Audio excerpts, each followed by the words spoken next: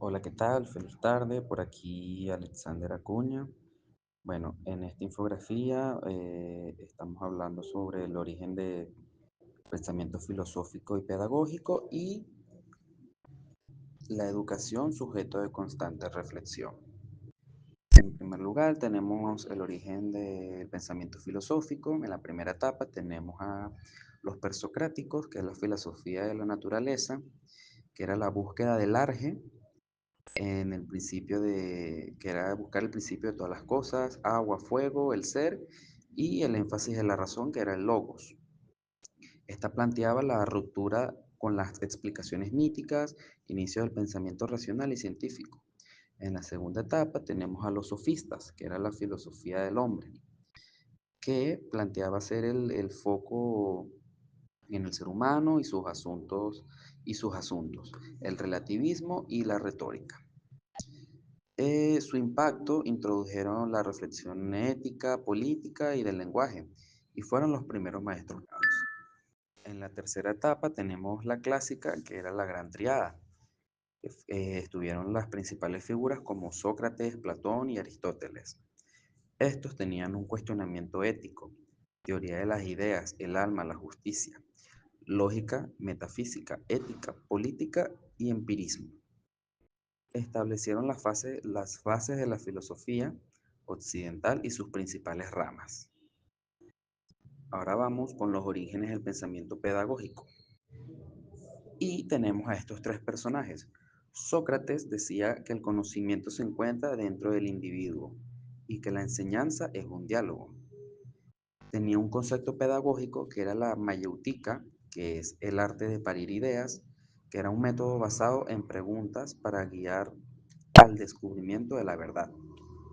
Tenemos a Platón, que decía que la educación es la clave para formar al ciudadano y al estado ideal, y propone un currículo riguroso para el filósofo rey. Tenía la teoría de la anamnesis, la educación como liberación. Y tenemos a Aristóteles, que decía que la educación debe estar al servicio de la felicidad y la vida virtuosa. Foco en los hábitos y fundó el liceo. Hacía énfasis en la experiencia y la observación, educación para el desarrollo de la razón y la vida en la polis.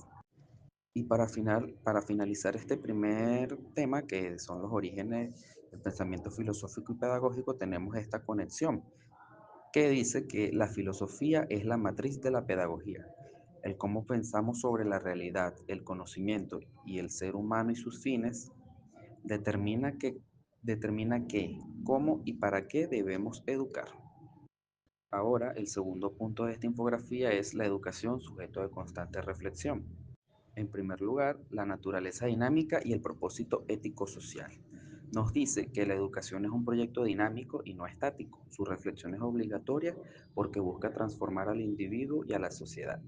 Sirve como espejo y motor del cambio social, adaptándose a la evolución tecnológica, ética y política.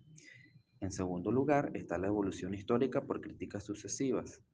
La historia pedagógica es una serie de críticas que buscan mejorar los métodos, y esta tiene hitos claves, que es la ilustración, que es el respeto a la naturaleza del niño, y la escuela nueva, que según Dewey Montessori, que dice que el niño activo y la experiencia rompieron con la enseñanza tradicional, siendo el motor de la transformación. Y por último, para finalizar este tema y la infografía, tenemos el foco de la reflexión contemporánea, el siglo XXI.